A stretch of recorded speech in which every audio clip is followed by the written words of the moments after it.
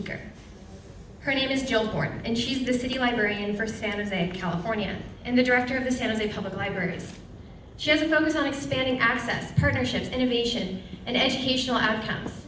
She's committed to enhancing the relevance and leveraging the value of public libraries in communities they serve.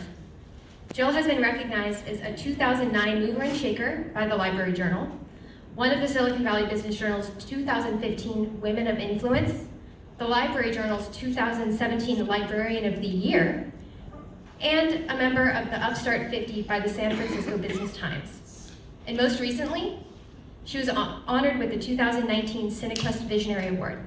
Please welcome to our stage, Jill Bourne.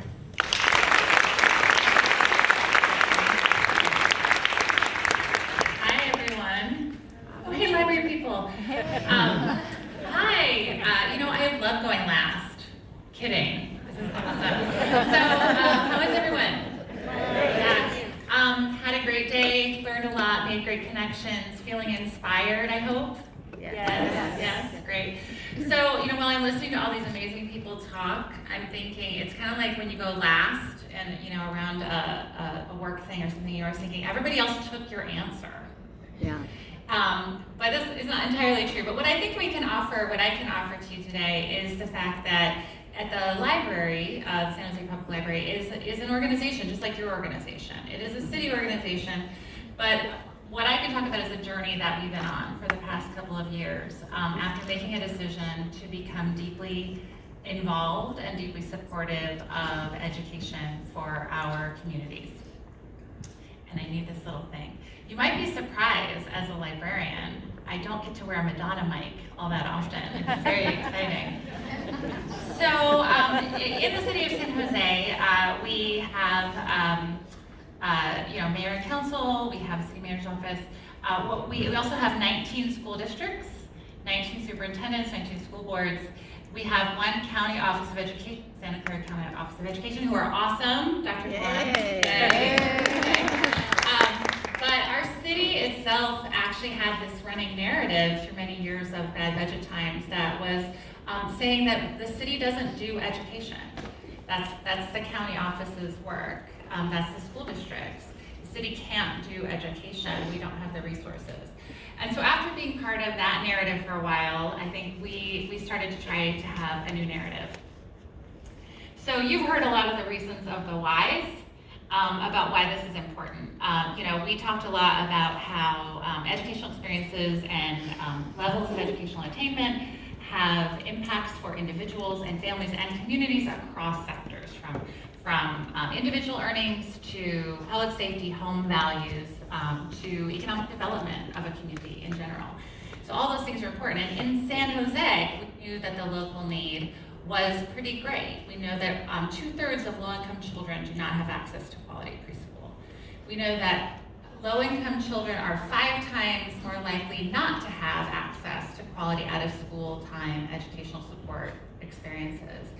We know that only a third of teens who graduate from high school from Latinx and Hispanic families graduate with the requirements they need to matriculate to college without significant remediation. Only a third. And we know that 50% of our low-income households don't have broadband. So that's just a smattering of data that's available across the spectrum of learning in our own city. So we knew that educational attainment is important, but we needed to convince our city of that. We needed to say that the city needs to be involved in education. And the library has a specific role. So the library has a traditional role, and you might consider it to be somewhat passive in nature. So we actively collect things, we make them available, but then really we make them available, and that it's a somewhat passive activity that people need to come get them. You need to want the information or the resources. We have a long history of partnering with schools. I've been a librarian for over 20 years. You're supposed to be shocked. Hey, I'm like so young. But in that time, I have partnered with dozens and dozens of educators. And the dialogue starts off about what we're going to do. It traditionally goes in this direction of what a library is going to do to support the schools. The schools are really challenged to get there to be successful with the students. And and then it turns to being about books, because books are really good, and that's what this slide is about. Books are good. Books are really important. Books are not all that libraries can do. The library does provide access to books, but what libraries really are, and have always been, is a platform for identifying, collecting, and then making freely accessible to the community knowledge, resources, constitutionally protected information, resources that community needs to learn, to grow, and to be successful. That's what libraries are. They're a platform. And so what we wanted to do was really look into how we could leverage that platform in San Jose to improve educational outcomes for our youth. So I want to just, for a moment, for my own edification, I wanted to ask, what other roles are here? So how many folks are here from government? Hey, me too. How about from education, academia? How about business, industry? Oh, cool. It's really evenly split, if you guys can't see. How about nonprofits? Oh, wow. Okay, not split. How about like anything other, like social justice enterprise or anything like that? So, library is interesting because we kind of play a bunch of different roles. We're a government entity. We kind of act like we're a nonprofit. We do a lot of education, social justice work. So again, library as a vehicle to push this work forward. So the mayor in San Jose, thankfully, really wanted to get into this work, and he talks about reimagining the city as a classroom. So the way it works is the mayor asks the city manager to designate a city department and staff to lead the development of a strategy around how the city would support education. So the city manager designated the library and the city librarian. That's me. So fast forward about a year working with key partners and doing a lot of research and talking to many of you, we presented an education digital literacy strategy to our city council in May of 2018. And it was broken down into 4 educational attainment areas, development areas. First is early education, the importance of entering school ready to learn and succeed. Secondly, learning at grade level, so expanding education beyond the school day. 4th is pathways to post-academic success, making sure our students are graduating, ready for college and career. And lastly, digital literacy, and those focuses around the 3 A's, which are access, affordability, and adoption. So these are all ways in which we felt as a city we could affect the ecosystem of education. And you'll see that this is about surrounding a child outside of their school day. So I want to talk a little bit about our approach, because I think what we can offer in terms of our journey is it's a little bit less about the why we did it, but a little bit more about the how, and how we'll continue to do it. So we have kind of a 3-part approach to how we move this thing forward in the city where we don't do education. So the first is that we made a very intentional commitment to being learner-centered. And just like our educators put students' needs at the forefront of learning in the classroom, we felt that any program that is supposedly supporting and augmenting education needs to have the learner's needs driving the effort, not the other way around. So that means that when we face something that seems difficult to get around or something to manage and we have to find help with something, we remember that the learner needs it. It's not about the organization, it's about the learner. And so we move forward in that way. Oh, and I wanted to show, I'm going to go back. This is our maker spaceship, which if you haven't seen it, it's really cool. It's a mobile maker lab, and that's our I'm going to be an engineer activity that we're doing. Very cute. The second principle we follow is that tensions are opportunities for design. And so, a lot of times when we talk and you hear the very moving words about how we need to do things differently because our systems don't work in alignment. Our systems at the state level, the federal level, even at the county system, city levels aren't always working in alignment to get this work done, even though it's so important. Even though, we need quality early education, we know teachers should be paid more, we know all this, that the systems aren't working. So what we wanted to do was have a motive that says, we're not gonna let that stop us. We can't let that slow us down. So what we do as a team and with our partners is that when we recognize a tension, we recognize something that's not working, we say, okay, this is actually an opportunity, but we say, well, how can we design our way out of this? How can we come up with something that works anyway and not let it slow us down? And this is a really cool robotics program at our teen center. And you can see she's designing our solutions for us. The third principle is the bias towards action. So I used to call this the thing where I would say, we can't talk about this anymore, we have to do it. And my really smart staff said, that's called a bias towards action. So we adopted that principle. And much like these young people, we move forward. And if there's a blocker, you can't let tensions become blockers, essentially. If there's a blocker and you can't eliminate it, we go around it and meet our partners on the other side. And I think that's the most important part of what I want to talk about today is partnerships. So none of this is possible without not only partnerships, and that's not new to all of you, but what we're talking about is developing really deep partnerships that fill the gaps and create the solutions that we need to move forward.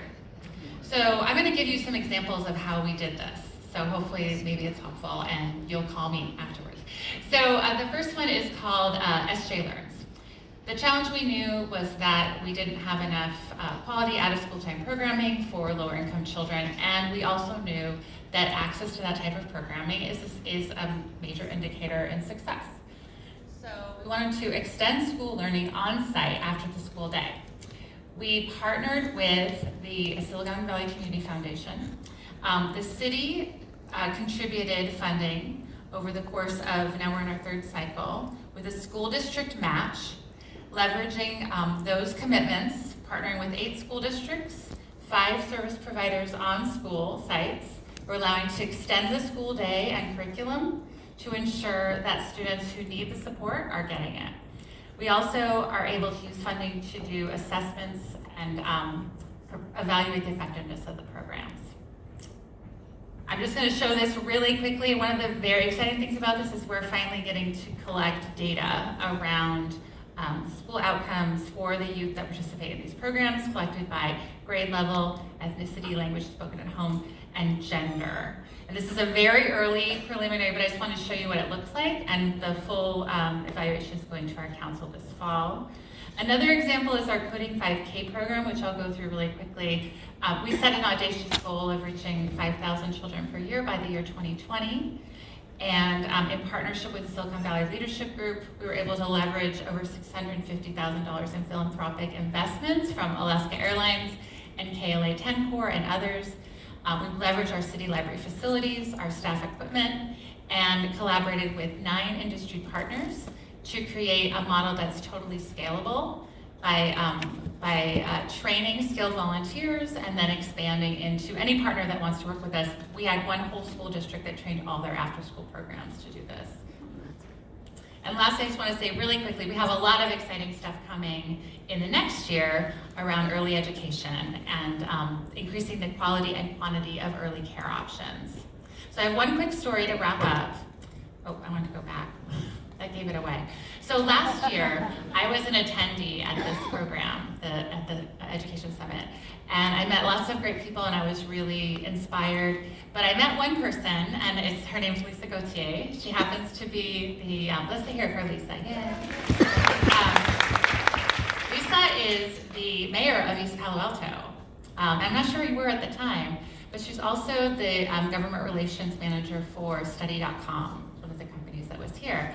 And we exchanged business cards. It was just like a moment. It was like, hello. And then months later, and over the course of the year, I'm going to fast forward for you, we have a program that we are launching through the program Study.com has called Working Scholars, which provides an online, fully accredited college degree for about a tenth the cost of a traditional college program.